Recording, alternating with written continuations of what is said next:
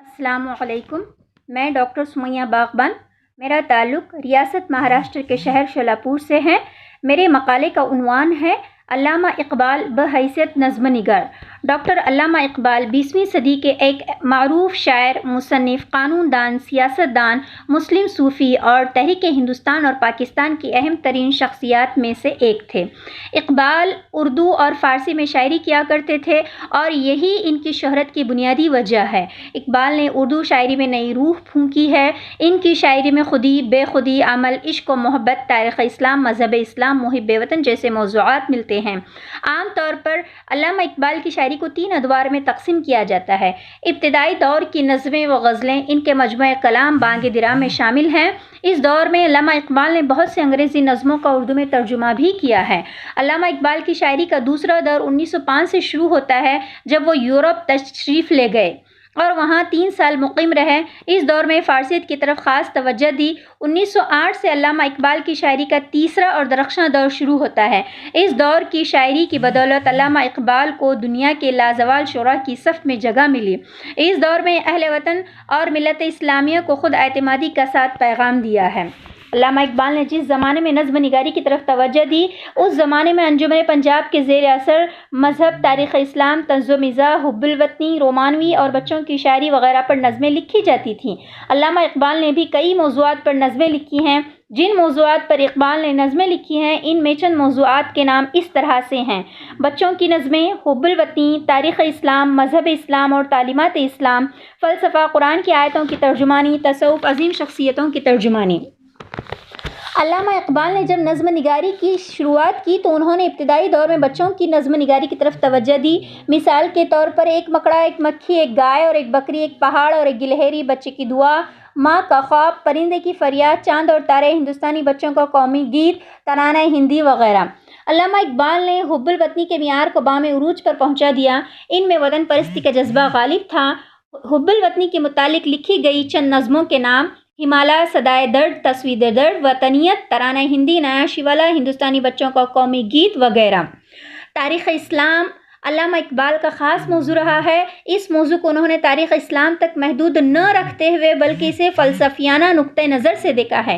اقبال نے تاریخ اسلام کو اپنی شاعری کا مقصد اور جز بنایا۔ تاریخ اسلام کی نظموں کو لکھ کر اقبال نے بہادری، اتحاد، اخوت، مساوات اور نماز کا پیغام دیا ہے اور آفاقی اہمیت کو بیان کیا ہے۔ مذہب اسلام اور تعلیمات اسلام علامہ اقبال نے مسلمانوں کو دوبارہ اپنی یاد دلانے کے لیے مذہب اسلام اور تعلیمات اسلام پر قلم اٹھایا۔ ان کی شاعری میں جا بجا اسلامی تعلیمات دیکھنے کو ملتی ہیں اور یہی وجہ ہے کہ آپ کو شاعر اسلام کہا جاتا ہے۔ مذہب اسلام اور تعلیمات اسلام پر لکھی گئی چند نظموں کے نام: لا الہ الا اللہ، نقطۂ توحید، احکام الہی، عرض للہ، توحید، خطاب بجوانان اسلام، اسلام، کفر و اسلام، طلوع اسلام، جہاد، اذان، شکوہ، جواب شکوہ، خضر راہ وغیرہ۔ فلسفہ علامہ اقبال کا موضوع خاص رہا ہے۔ علامہ اقبال ایک فلسفی شاعر ہیں۔ آپ کا ایم اے کا مضمون فلسفہ تھا۔ پروفیسر آرنلڈ فلسفے کے استاد تھے۔ فلسفہ پہلے ہی سے ان کی تعلیم میں شامل تھا۔ یورپ جا کر اقبال نے اس کی باضابطہ تکمیل کی اور پی ایچ ڈی کی ڈگری حاصل کی۔ فلسفے کے موضوعات میں مذہب اسلام کا فلسفہ، تعلیم کا فلسفہ، فلسفہ غم، فلسفہ خودی، فلسفہ بے خودی، تصوف کا فلسفہ، عورت کا فلسفہ وغیرہ پر کافی نظمیں لکھی ہیں۔ آپ کی فلسفیانہ نظمیں ضرب کلیم میں موجود ہیں۔ قرآن کی آیتوں کی ترجمانی علامہ اقبال نے اپنی شاعری میں قرآن کی آیتوں کی ترجمانی بھی کی ہے۔ عبد القادر لکھتے ہیں، اقبال نے شاعری میں قرآن کی آیتوں کو اردو میں ڈھالا ہے، گویا کہ کئی اشعار قرآن کی آیتوں کا اردو میں ترجمہ ہیں۔ عظیم شخصیتوں کی ترجمانی علامہ اقبال نے ملکی، غیر ملکی، مذہبی، غیر مذہبی شخصیتوں کو، جنہوں نے اپنے شعبے میں نمایاں کام انجام دیے ہیں اور علم و ادب پر گہرے نقوش چھوڑے ہیں، ایسی شخصیتوں کو اپنی نظموں میں جگہ دی اور ان کی اہمیت کو واضح کیا ہے۔ جن شخصیتوں پر علامہ اقبال نے نظمیں لکھی ہیں، ان کے نام اس طرح سے ہیں: حضور صلی اللہ علیہ وسلم، آدم علیہ السلام، فاطمہ بنت عبداللہ، صدیق، بلال، جبرائیل، گرو نانک، شری رام چندر، سوامی رام تیرتھ، Gautam, Tipu Sultan, Hali, Shibli, Dagh, Sir Syed Urfi, Kalim, Faizi, Danish, Bedil, Arnold, Lenin, Shakespeare, Emerson, Cowper, Tennyson وغیرہ۔